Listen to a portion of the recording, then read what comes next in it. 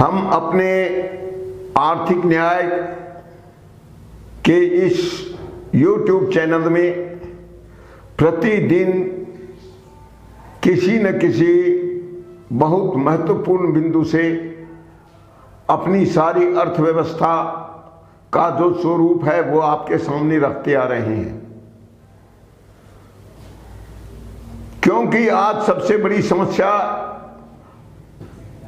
आर्थिक ही है, अर्थव्यवस्था ही है। यदि देश की अर्थव्यवस्था न्याय की कसौटी पर खरी होती तो सारा देश सुखी होता, हर व्यक्ति अभावग्रस्त और भयमुक्त जीवन जीता, समाज में कहीं एक दूसरे के प्रति नफरत नहीं होती, विश्वास और सद्भावना का वातावरण होता, कोई भी व्यक्ति किसी को संदेह की निगाह से नहीं देखता। लेकिन सारे देश में यह स्पष्ट दिखाई पड़ रहा है। आज देश की जनता को देश की सरकार पर विश्वास नहीं है।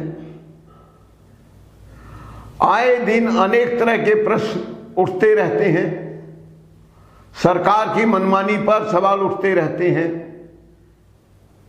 उत्तर देने वाला कोई नहीं होता, क्योंकि हमारी संसदीय परंपरा में एक बहुत बड़ी कमी है।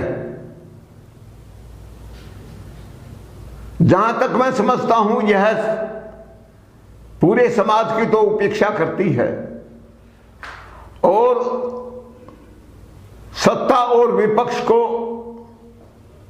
एक दूसरे में लड़ाने का काम भी करती है। उसके मानने के अनुसार सत्ता को नियंत्रित करने का काम विपक्ष करता है और विपक्ष को संतुष्ट करने का काम सरकार करती है। लेकिन जब समाज या इस देश की जनता दोनों से ही असंतुष्ट हो जाए तो फिर क्या होना चाहिए, यह सवाल हमारे मन में उठता है और उठना भी चाहिए। अगर हमारी सामाजिक व्यवस्था में, राजनीतिक व्यवस्था में गोपनीयता का समावेश नहीं होता तो यह सारी स्थितियां टाली जा सकती थी। लेकिन एक तरफ तो वोट के अधिकार के आधार पर जो भी व्यक्ति चुनाव जीतता है वह जनता की तरफ से सारे अधिकार प्राप्त कर लेता है, समाज के सारे अधिकार प्राप्त कर लेता है। लेकिन सरकार उसे विशेषाधिकार भी प्राप्त हो जाता है, यानी विधायिका में जाने वाला हर व्यक्ति गोपनीयता की शपथ लेता है। समझ में नहीं आता कि गोपनीयता की शपथ क्यों और किससे ली जाती है। एक तरफ हम अपने तंत्र को लोकतंत्र की संज्ञा देते हैं तो दूसरी तरफ लोक की पूरी उपेक्षा भी करते हैं। यह अंतर विरोध इतना जटिल है कि इसका विचार करने पर भी, खूब विचार करने पर भी इसका कारण भी समझ में नहीं आता, समाधान की बात तो उसके बाद की होती है। लोकतंत्र वास्तव में अगर लोगों की भावनाओं का दर्पण होता है, जनता का अंतिम निर्णय होता है, तो फिर उसका जनप्रतिनिधि जो कुछ करेगा क्या वह समाज को छिपाकर करेगा? सरकार को एक तरफ तो सारे अधिकार, क्रियान्वयन के अधिकार मिल जाते हैं, तो दूसरी तरफ उसे गोपनीयता का भी अधिकार मिल जाता है। कमाल की बात है कि फिर समाज के बाद क्या बचा? चुनने का अधिकार एक बार 5 साल में मिला और एक झटके में वह पूरा भी हो गया, और उस एक झटके में लिए गए निर्णय का परिणाम वो 5 साल तक पड़ता रहेगा। जनता को वह अधिकार वापस नहीं मिल सकता।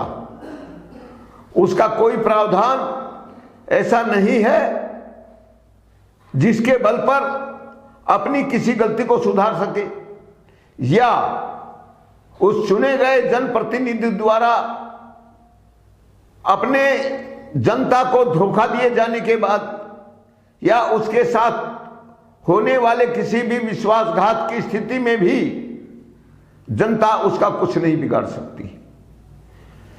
और ऐसी स्थिति में एक तरफ सारे अधिकार खोकर देश की जनता जानने के अधिकार से भी वंचित हो जाती है। आप विचार करिए, ये प्रश्न लोकतंत्र की दृष्टि से अत्यंत महत्वपूर्ण है कि नहीं, और हमारे देश का संविधान इस समस्या का कोई हल निकालता है कि नहीं। आप जानते हैं कि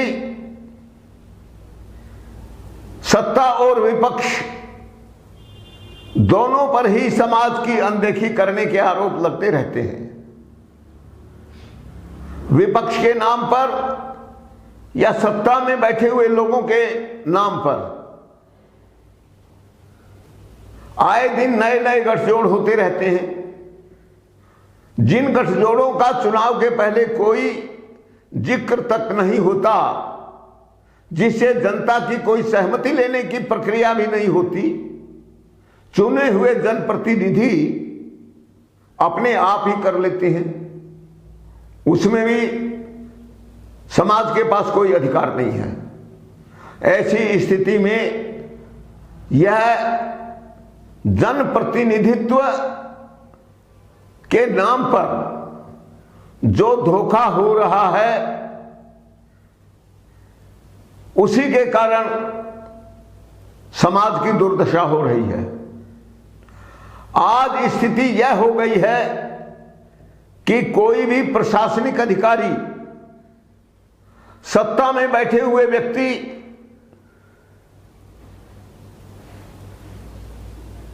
के किसी भी आदेश को मानने के लिए बाध्य होता है। एक दोहरापन वहां पर भी है। अगर वह प्रशासनिक अधिकारी संविधान के अनुसार अपने कर्तव्य का पालन करता है,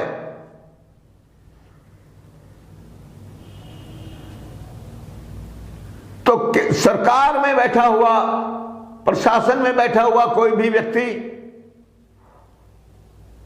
उसे जैसा चाहे परेशान कर सकता है। हम जानते हैं कि किसी भी प्रशासनिक अधिकारी का एक स्थान से दूसरे स्थान पर स्थानांतरण करना एक सामान्य प्रशासनिक प्रक्रिया होती है, लेकिन सब लोग जानते हैं कि कहने के लिए यह सामान्य प्रक्रिया होती है, लेकिन इसमें सब प्रकार के दुष्कर्म करने का कार्य शासन में बैठे हुए लोग करते हैं, या महत्वपूर्ण प्रशासनिक पदों पर बैठे हुए लोग शासकों का भी आदेश मानने से इनकार कर देते हैं। शासकों और प्रशासकों को मनमानी करने की यह छूट क्या समाज को बर्बाद करने के लिए पर्याप्त नहीं है? यह एक जटिल प्रश्न यह भी हमारे सामने आता है। और यह सारी जो क्रियाएं हैं, जो षड्यंत्र हैं, यह चुपचाप पर्दे के पीछे चलती रहती हैं। आप जानते हैं भी कि किसी भी प्रशासनिक अधिकारी को अंतिम स्थिति तक अपनी फाइल संबंधित विभाग के शासक को सौंपनी पड़ती है और कोई भी निर्णय उसकी टिप्पणी के बिना पूरा नहीं होता। लेकिन जो लोग जानते हैं शासन और प्रशासन की मिलीभगत से कितनी बेईमानी और कितना पक्षपात होता है, करोड़ों और अरबों रुपयों की रिश्वत किसी निर्णय लेने के अधिकार पर टिकी है। प्रशासनिक अधिकारी क्या टिप्पणी लिखेगा और सर्वोच्च शासक उसके ऊपर क्या निर्णय लेगा, यह भी जनता के सामने नहीं आता। आप जानते हैं कि देश में जानने का अधिकार, आरटीआई एक्ट बना, लेकिन जब उन्हें डर लगा कि यह तो शासन और प्रशासन की पूरी पोल खोल देगा, जनता को सब कुछ पता चलने लगेगा, तो उन्होंने इसमें मनमाना संशोधन कर दिया। उसमें कोई देर नहीं लगी। लेकिन दूसरी तरफ यह बात भी सही है कि आरटीआई कानूनों का जमकर दुरुपयोग हुआ। जो लोग जानते थे कि किसी मामले में कहां घोटाला हुआ है, उस घोटाले को यदि जब जाहिर कर दिया जाए, आरटीआई के माध्यम से उसकी जानकारी ले ली जाए, तो शासक और प्रशासक और लाभ उठाने वाले व्यक्ति उससे भयभीत हो जाएंगे। इसलिए आरटीआई के उस कानून को जमकर दुरुपयोग भी हुआ। ऐसे बहुत से लोग जो वास्तव में किसी प्रकार के गलत उपयोग के लिए वह जानकारी नहीं लेना चाहते थे, बल्कि समाज की विकृतियों को सामने लाने के लिए और उस पर नियंत्रण करने के लिए उसकी जानकारी सार्वजनिक करना चाहते थे, उन लोगों की भी हत्या कर दी गई। और ऐसे शातिर दिमाग लोग जो उसी के बल पर अच्छी मोटी कमाई करने लगे थे, वह बुराई भी समाज के सामने छिपी नहीं थी। आखिर ऐसा क्यों हुआ? ऐसा इसलिए हुआ कि आरटीआई कानून कोई सही समाधान नहीं था। उसके लिए किसी व्यक्ति को किसी जानकारी को मांगने की जरूरत थी, लेकिन बहुत सी जानकारियां तो ऐसी हैं जिनके बारे में सामान्य आदमी को भनक भी नहीं लगती। यहां तक कि बड़े बड़े पत्रकार भी उससे अनजान होते हैं। समाज को चाहिए था कि इस प्रकार की नकली या अधूरी व्यवस्था करने की बजाय गोपनीयता का कोई कानून बनता ही नहीं, पूरा पारदर्शी होता। शासन का मामला हो या प्रशासन का मामला हो, उनका हर क्रियाकलाप, उनकी हर फाइल की जानकारी वह आम जनता तक जानी चाहिए। वे समाज के नौकर हैं, उनका काम समाज के उद्देश्यों की पूर्ति के लिए काम करना है। तो फिर गोपनीयता का यह प्रावधान होना क्यों चाहिए? मैं आज भी इस बात को डंके की चोट पर कह सकता हूं कि देश में कानून बनाकर गोपनीयता के इस प्रकार के प्रावधान को समाप्त कर दिया जाए और जब गोपनीयता का यह प्रावधान सरकार के पास आने वाली हर जानकारी, व्यक्तियों के आचरण के माध्यम से आने वाली हर जानकारी को समाज से छिपा लेता है, तो फिर उसका दुष्परिणाम समाज को भोगना पड़ता है।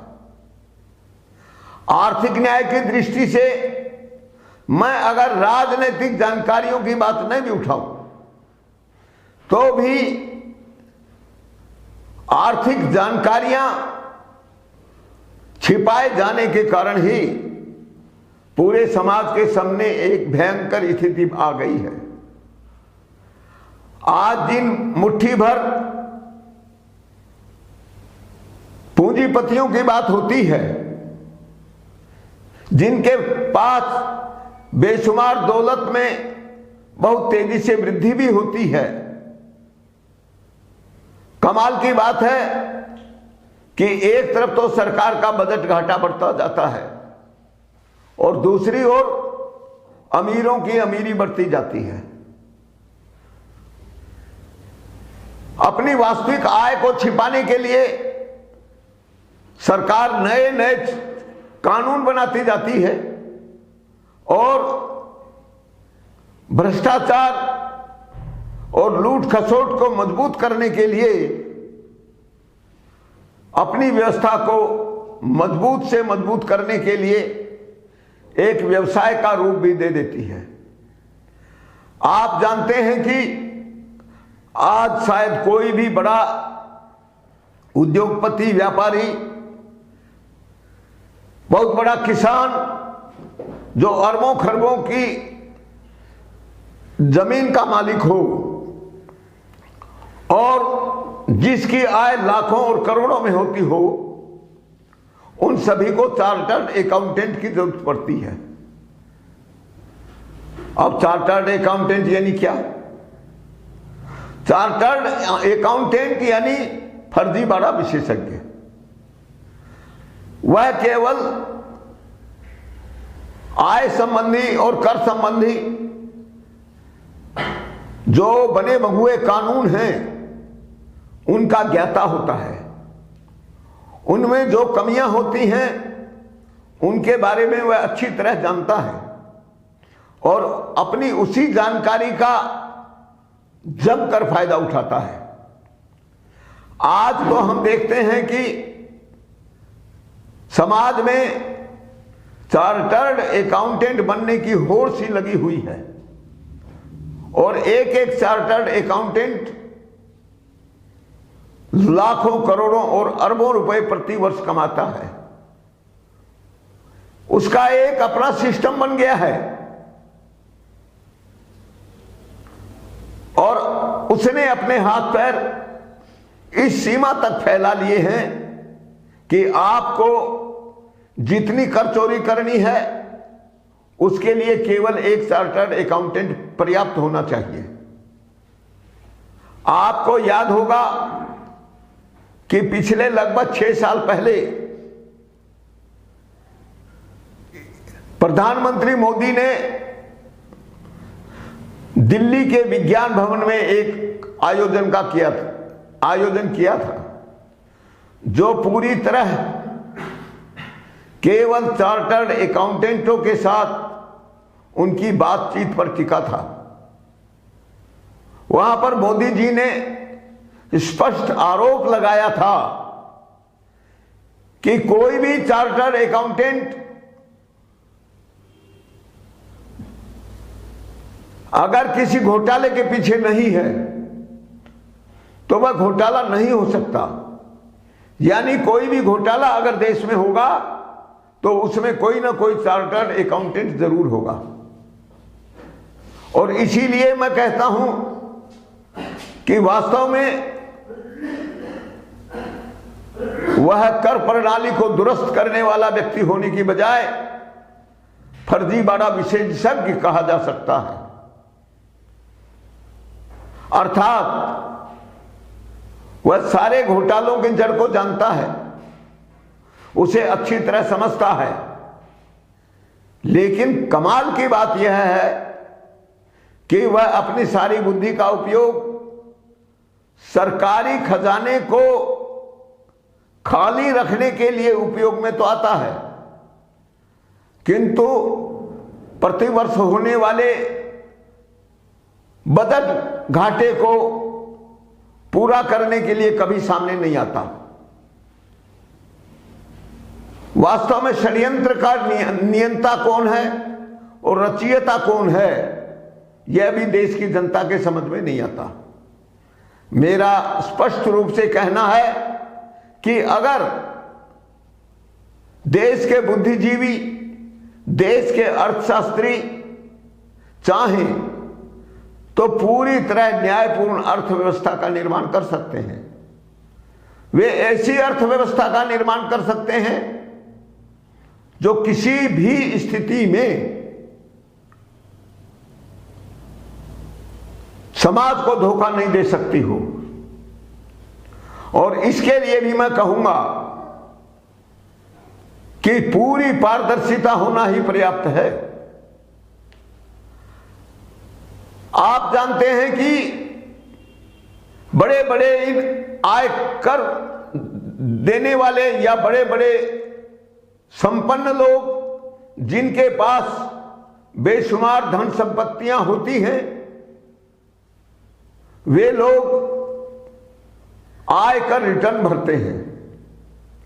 और मैं इस बात को दावे के साथ कह सकता हूं कि बड़े से बड़े पद पर बैठा हुआ कोई भी शासक या प्रशासक, बड़े से बड़ा उद्योगपति, कृषक, व्यापारी या कोई भी सेवा का क्षेत्र क्यों न हो, सभी का आयकर रिटर्न झूठा होता है, वह अधूरा होता है या भ्रामक होता है। और इसी के द्वारा जो राजस्व है, कर के रूप में प्राप्त होने वाली जो राशि है, वह शासकीय खजाने तक नहीं पहुंचती। और उसे लूटने वाले लोग कहीं बाहर के नहीं होते, बल्कि उसी व्यवस्था का हिस्सा बन जाते हैं। चार्टर्ड अकाउंटेंटों की बहुत अच्छी मिलीभगत आयकर अधिकारियों से होती है। आयकर की सारी धाराओं का ज्ञान उन्हें होता है, प्रक्रियाओं का ज्ञान उन्हें होता है।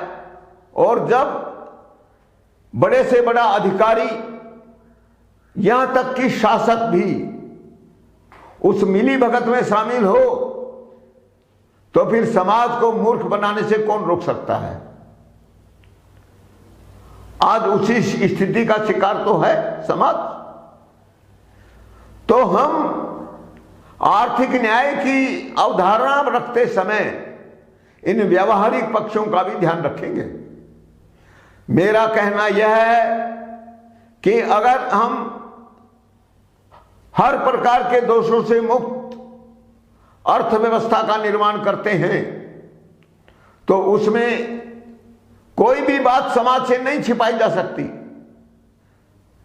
किसी प्रकार की मिलीभगत नहीं की जा सकती, किसी प्रकार की धोखाधड़ी नहीं की जा सकती। और मैं यहां तक कहूंगा कि धोखा करने वाला कोई भी व्यक्ति समाज से और दंड से नहीं बच सकता। तो आज इस बात को आप समझ लीजिए कि यह जो षड्यंत्र रचा जा रहा है, वह आर्थिक न्याय के अभाव के कारण ही है। और इसीलिए मैं एक सुझाव दे रहा हूं कि सारे करों को समाप्त कर दिया जाए। अर्थशास्त्र के विद्वान इस बात को बार बार कहते भी हैं कि अप्रत्यक्ष कर, ये सारे भ्रष्टाचार को जन्म देता है। जब आप जानते हैं कि सारे भ्रष्टाचार को जन्म अप्रत्यक्ष करों से मिलता है, तो फिर अप्रत्यक्ष कर अपनाए क्यों जाते हैं? क्या आपकी कोई बाध्यता है?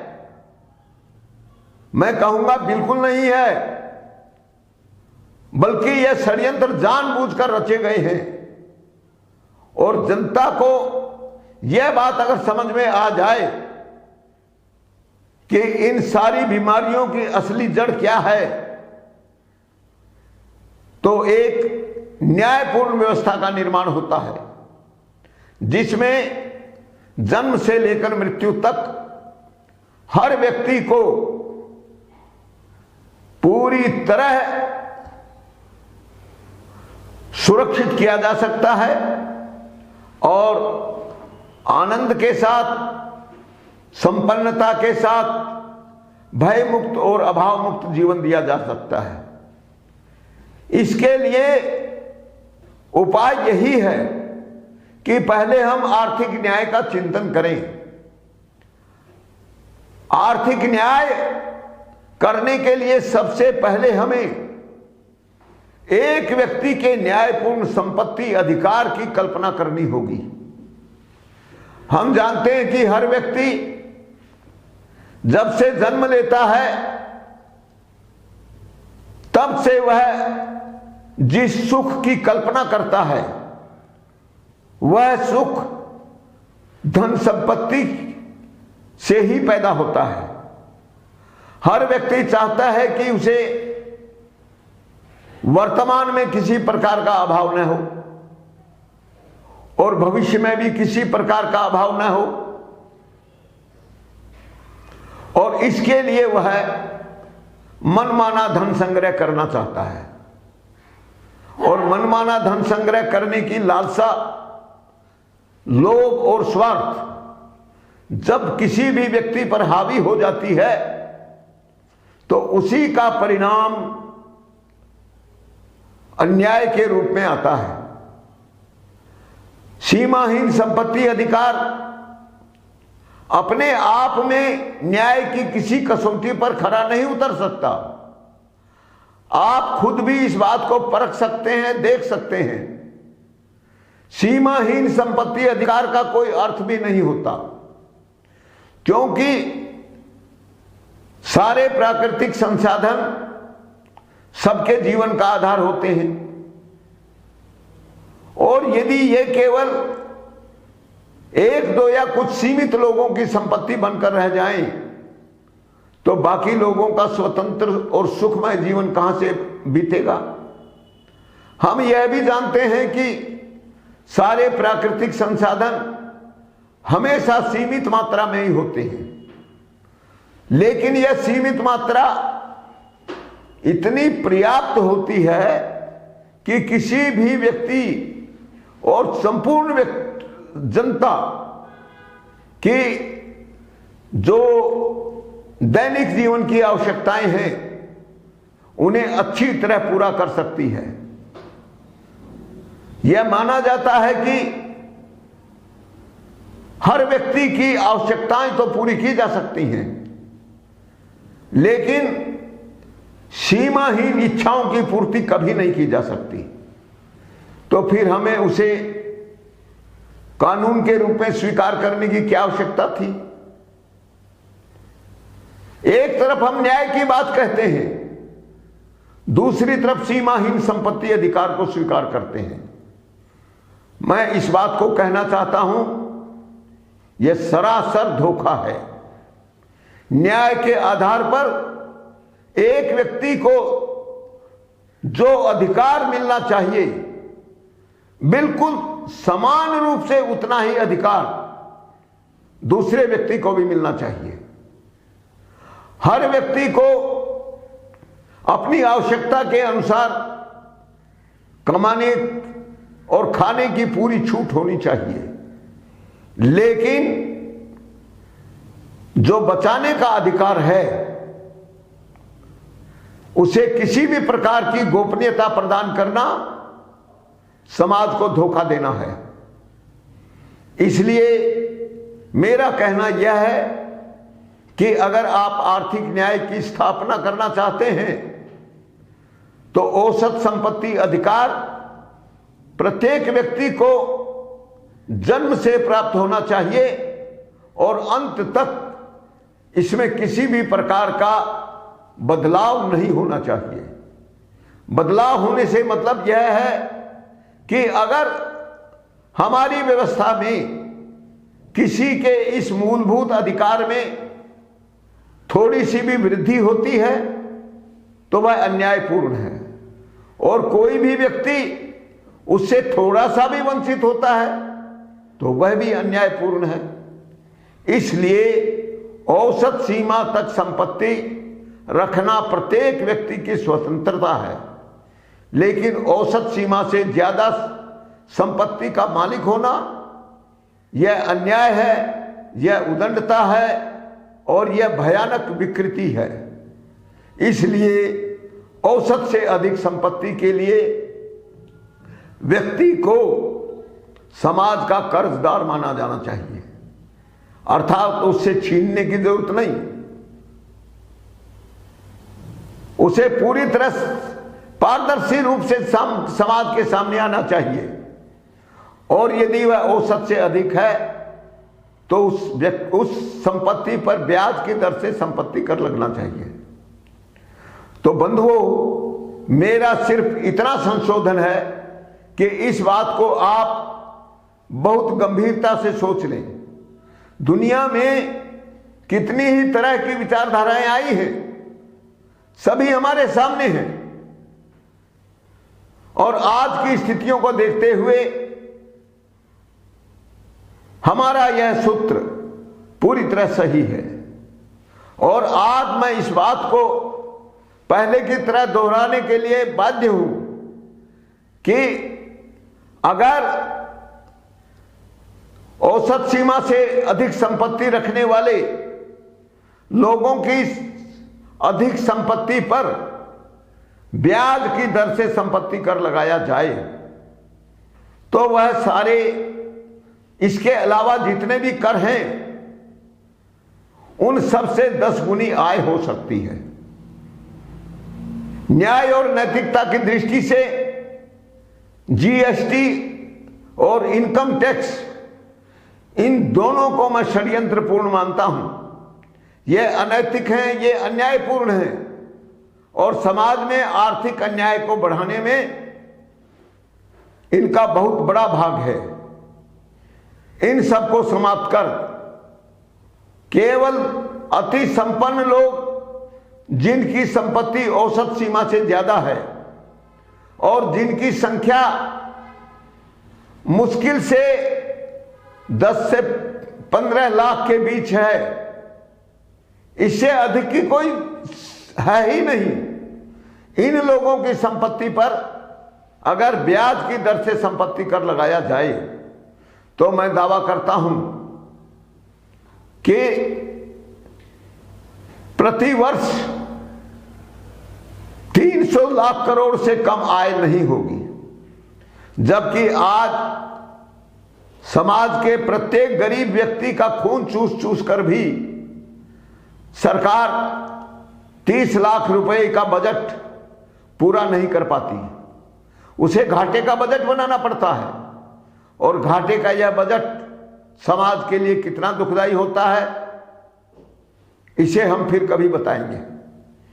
लेकिन मेरा कहना यह है, आज जनता को जागरूक होना पड़ेगा, इस बात को समझना पड़ेगा, आपस में चर्चा करनी पड़ेगी कि अगर इन मुट्ठी भर लोगों की संपत्ति पर संपत्ति कर लगाया जाए और 300 लाख करोड़ 400 लाख करोड़ रुपए बिना किसी कठिनाई के निरंतर प्राप्त होते हुए, तो फिर दूसरा कर लगाया कि क्यों जाता है। और मैं कहना चाहता हूं कि इससे इतना लाभ होगा कि देश के प्रत्येक नागरिक को जन्म से लेकर मृत्यु तक बिना किसी अभाव और भेदभाव के 10,000 रुपये प्रति माह नागरिक भत्ते के रूप में दिए जा सकते हैं। यह किसी प्रकार से किसी की मेहरबानी नहीं, यह भीख नहीं, यह दया नहीं, बल्कि देश की अर्थव्यवस्था में यह प्रत्येक व्यक्ति का लाभांश है। क्योंकि देश का नागरिक देश का मालिक है। इसके अलावा परिश्रम पूर्वक दूसरी को आय प्राप्त करना या नहीं करना, दूसरा कोई काम करना या नहीं करना, यह उसकी स्वतंत्रता है। भूख से मरने के लिए उसके सामने कोई ऐसी स्थिति पैदा नहीं होनी चाहिए कि न चाहते हुए भी उसे दूसरों का नौकर बनना पड़े। उसकी स्वतंत्रता हर समय कायम रहनी चाहिए। और आज जब सारा काम मशीनों के द्वारा हो रहा है, मेहनत की भूमिका, बुद्धि की भूमिका समाप्त हो गई है, तो फिर लाभांश के अलावा ठीक से समाज को चलाने का कोई रास्ता भी नहीं बचता। इसलिए आज की स्थिति को देखते हुए यह पूरी तरह सही है, लेकिन मैं आपको आश्वस्त करना चाहता हूं कि आर्थिक न्याय का यह सूत्र अमोघ है। और जब आप आर्थिक न्याय के इस सूत्र के आधार पर समाज में जन जागरण करते हैं और जैसे जैसे समाज में लोगों को यह बात समझ में आती जाती है, वैसे ही वैसे जो बेरोजगारी का भय है यह समाज के माथे से उतारा जा सकता है। आज सारे पढ़े लिखे नौजवान नौकरी की तलाश कर रहे हैं, क्योंकि नौकरी किसके पास होगी? नौकरी उसके पास होगी जो भारी संपत्ति का मालिक बना बैठा है। वास्तव में वह मालिक नहीं है, वह पहले से ही समाज का कर्जदार है। और अगर कर्जदार है तो टैक्स प्रणाली ऐसी होनी चाहिए जो उसी से सारा कर वसूले, क्योंकि टैक्स प्रणाली का उद्देश्य केवल सरकार के लिए बजट पैदा करना नहीं होता। मैं इन झूठे अर्थशास्त्रियों और ज्ञानियों को चुनौती देना चाहता हूं, आम जनता को यह बात बताना चाहता हूं कि अर्थव्यवस्था के 4 अंग माने जाते हैं: उत्पादन, विनिमय, वितरण और उपभोग। उत्पादन मतलब उद्योग, छोटा हो या बड़ा। विनिमय मतलब लेन देन, मतलब व्यापार। लेकिन यह विनिमय क्या है? आपने कभी इसके ऊपर सोचा है? तो मैं आपको बताना चाहता हूं, वास्तव में ये जो वितरण है यह लाभांश का वितरण है। और लाभांश का वितरण करने के लिए और अपने सारे सामूहिक खर्चों के लिए यह वितरण का प्रावधान है। लेकिन झूठा अर्थशास्त्र पढ़ाने वाले बड़े बड़े विश्वविद्यालय और अर्थशास्त्री और समाजशास्त्री समाज को धोखा दे रहे हैं। मेरा कहना यह है कि सारी अर्थव्यवस्था, इस देश की सारी संयुक्त पूंजी और सबकी मेहनत से चलती है। बौद्धिक मेहनत हो चाहे शारीरिक मेहनत हो, उसका मूल्यांकन तो उनकी मांग और पूर्ति के आधार पर होना चाहिए। मैं उसमें किसी भी प्रकार का व्यवधान, सरकार के हस्तक्षेप का विरोधी हूं, उसे समाज के साथ धोखा मानता हूं। लेकिन संपत्ति की गोपनीयता, इसको भी समाज के साथ सबसे बड़ा धोखा मानता हूं। इसलिए जो भी संपत्ति जिस समय होती है, जिस भी व्यक्ति के पास होती है, उसका पूरा विवरण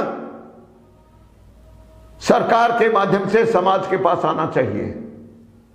किसी भी बात को छिपाना समाज को धोखा देना है।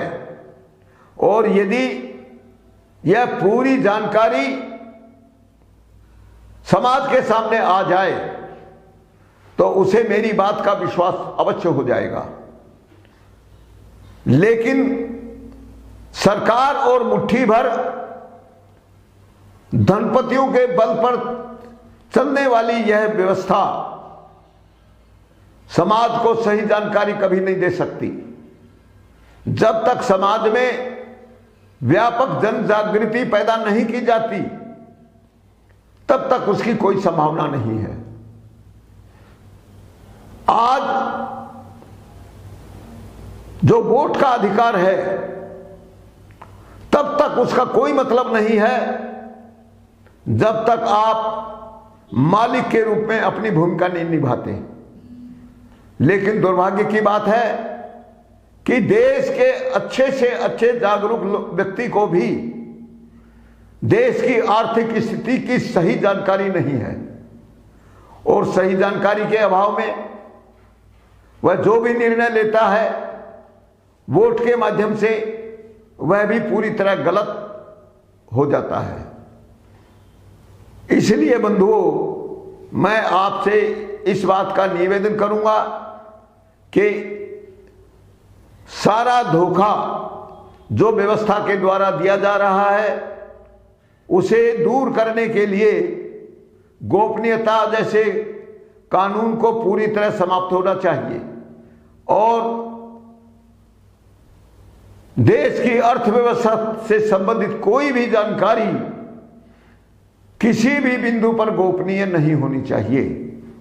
और यदि यह जानकारी पारदर्शी हो जाए तो मैं इस बात का फिर विश्वास दिलाता हूं कि मैं अपने अध्ययन के आधार पर कह रहा हूं, किसी सुनी सुनाई बात के आधार पर नहीं, कि देश के हर नागरिक को सुखी जीवन जीने के लिए जितने धन की आवश्यकता होती है वह जन्म से लेकर मृत्यु तक आसानी से प्राप्त कर सकता है। वह बाल्यावस्था से लेकर वृद्धावस्था तक सब जगह सुरक्षित रह सकता है। सुरक्षा का जो चक्र किसी संपन्न घर में पैदा होने वाले बालक को जन्म से ही प्राप्त हो जाता है, वैसे ही हमारी सामाजिक व्यवस्था उसी प्रकार का सुरक्षा चक्र का निर्माण देश के, समाज के प्रत्येक व्यक्ति के लिए कर सकता है। फिर वह व्यक्ति बच्चा हो, बालक हो, किशोर हो, जवान हो, प्रौढ़ हो या वृद्ध हो, वह स्त्री हो या पुरुष हो, इससे कोई फर्क नहीं पड़ता। और आर्थिक न्याय की अवधारणा को यदि आप ठीक से समझ लेते हैं तो प्रत्येक व्यक्ति सुखमय जीवन जी सकता है। इस बात का विश्वास सभी लोगों को हो जाएगा। आपको कहीं पर भी इस बात को समझने में अगर कोई कठिनाई पैदा होती है तो आप YouTube चैनल के माध्यम से कमेंट बॉक्स में अपना कमेंट लिख सकते हैं और हमको वह प्रश्न प्राप्त करके आपको उसका सही उत्तर देने में बहुत आसानी होगी। इसलिए आपकी ओर से YouTube चैनल निरंतर देखी जानी चाहिए, उसे सब्सक्राइब किया जाना चाहिए और गंभीर से गंभीर प्रश्न जिनका उत्तर आपको कहीं पर भी नहीं मिलेगा, हमारे इस YouTube चैनल पर मिल सकता है। हमारे जो निरंतर आपको प्राप्त होने वाले मोबाइल नंबर हैं उनको भी देखना चाहिए। और आप यदि कोई जानकारी लेने के लिए उसका उपयोग करना चाहते हैं तो उसके लिए भी हमारे दरवाजे खुले हैं। बस आपकी बात हमारे तक पहुंचनी चाहिए। आप आर्थिक न्याय को समझने के लिए हमारी पुस्तक भी निःशुल्क रूप से प्राप्त कर सकते हैं।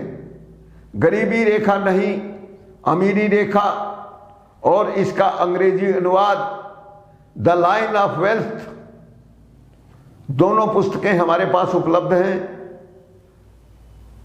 और आप जैसा चाहें वैसा भी इसे बहुत आसानी से प्राप्त कर सकते हैं। इसी बात को आप लोगों तक समझाने के लिए हम बार बार यह प्रयास कर रहे हैं ताकि देश की गरीबी दूर हो, देश का प्रत्येक व्यक्ति सुखमय जीवन जी सके। और हमारे ऋषियों मुनियों की वह आकांक्षा पूरी हो सके जो कहती है कि सर्वे भवन्तु सुखिनः, सर्वे सन्तु निरामया, सर्वे भद्राणि पश्यन्तु, मां कश्चित् दुख भाग भवेत्। हम इस प्रकार के उदार श्लोक के आधार पर बढ़िया से बढ़िया व्यवस्था का निर्माण कर सके तो वही मानवता की सबसे बड़ी सेवा होगी और वही हमारी सबसे बड़ी उपलब्धि होगी। सबका जीवन मंगलमय हो, इसी आशा के साथ मैं अपनी बात समाप्त